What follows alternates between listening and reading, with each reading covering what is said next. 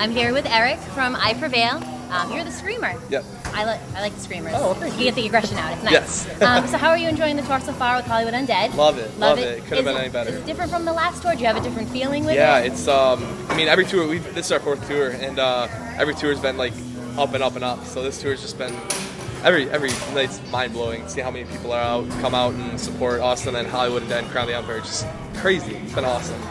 I'm not going to ask you about Taylor Swift because I feel like everybody asks you. But it was such a successful song. Are you going to do any other covers with that pop post-punk style? There could be down the road. That was just something to do to grab the attention of our EP, and we could see one doing down the road, but probably nothing anytime in the near future. So. But the options on the it's table. It's up in the air still. We're still talking about it, but. Okay. And then now you're categorized as a pop, post-hardcore, like pop, punk kind of band. Is that what you set out to be? Like, do you consider yourself that? Yeah, when we started out, it was like the bands that influenced us heavily were all post-hardcore bands, and that's naturally just kind of like the music we wrote, and that's kind of just how the music's classified. I'm kind of sick of all the over genreification, like I swear there's probably one out there called sub-death metal, post-hardcore, underwater basket weaving. Like, I guarantee you there's something out there. We just now like to say like hard rock, heavy rock. So you guys make music. Yeah, we make music, and describe it. It's like it's not blues, it's not jazz or funk. It's post-hardcore, hard rock. So is the new material you're working on? Does it have the same feel as the hard? Yeah, we didn't want. It's not like going to be reggae all of a sudden. No. It might have a little bit of like soul. I'm just kidding. No, but it's as musicians grow and change their artists, you don't want to put out the same thing. So it's not going to be the same exact thing as Heart vs. Mind, or we just call it a reissue. But it's going to have a little more mature sound to it, but it's still going to have the same influences that we started off to write with. So. And you do write all the songs together, like as a bunch. Is that an easy thing, or is it harder? Like, do you feel like is there a power struggle? Like oh, this is my idea and it's better than yours. No, not especially with these guys. We're all like brothers. So it's like if there's something I really don't like, we'll be like, dude, that sounded terrible. Come on, and we'll joke around about it. But that's the worst it gets. Usually it's Steve comes in, brings the guitars, leads the drums. Me and Brian, melody, vocals, lyrics, and all that. But say our guitarist or Steve or Lee, our drummer, come in with lyrics. It's not like, whoa. What are you doing? That's here. not your. No, and it's same like with I come in with a guitar idea, or like I hear something like, oh, dude, try something like this. Like we'll bounce off each other, but it's honestly been working really well. So. Now, like I'm getting a lot of social media like stuff from you, like Instagram, and you're on Snapchat, and you've done the live Facebook thing. Like, how do you think that's helping your career? I think that's a big help.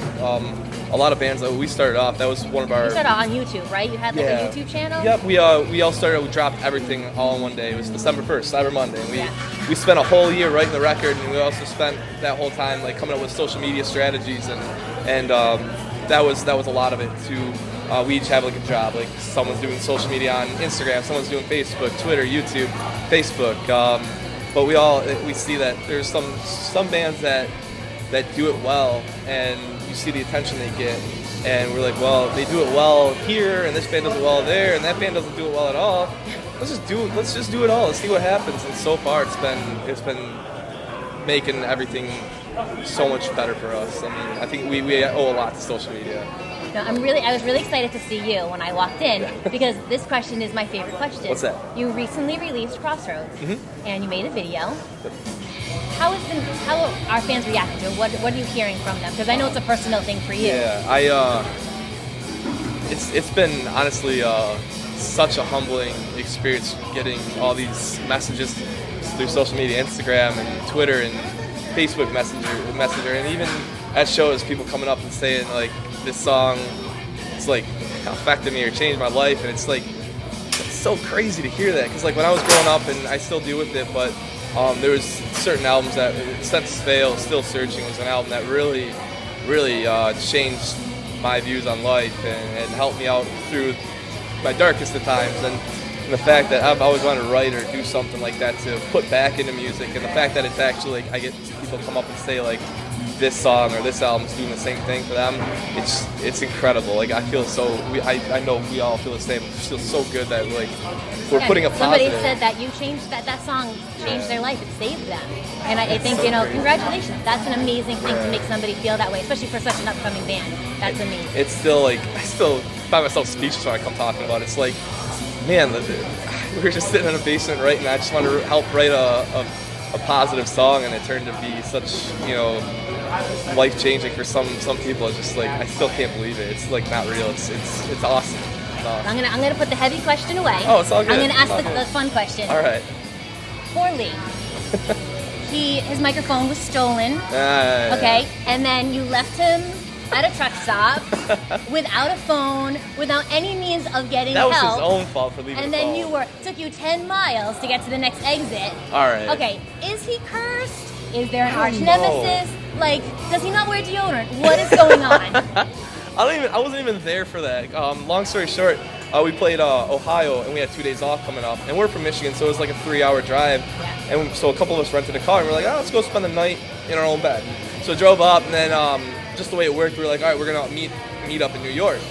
So we took off late at night. The bus took off earlier in the day, and we're driving along, and about 2 or 3 hours in, we're getting a message, and I'm driving, and everyone in the car's laughing. But what's going on? What's going on? Dude, they left Lee at a truck stop. And we all started laughing so hard we were crying. And I guess they were on the turnpike. And in Ohio, the turnpikes are like, there's a truck stop, and then the off-ramp, and then nothing for like 10 miles. And then a truck stop and off-ramp, and then nothing for another 10 miles. So by the time they figured out, I guess they missed the last truck stop, so they had to drive another, 10 miles, turn around. He was there for about an hour. And I think it's on him. He should have brought his phone. He should have told someone he was leaving. All he does is sleep in his bunk, so we never know. He could have left, and we never know. Like a little kid head chat. Everybody gets like a buddy system. You hold hands as you get on and off. Usually that's Steve and Lee, but Steve was with me. So and my buddy's usually Tony or Brian or Dylan, and they're all still on the bus. So he needed an adult for that. He needed an adult. Yeah, he needed an adult. Okay, well, my last and final question, it's really important. It's really important to me. Okay. Star Wars or Star Trek? Star Wars. Okay. Without hesitation. You have passed my test, sir. Awesome. Well, thank you very much. It was wonderful to meet you. Thank you for letting me interview you. Of course. I'm looking forward to the show. Awesome. Please play all my favorite songs. I will do my best to do that. Okay, thank you. You're very, very welcome. Thank you, guys.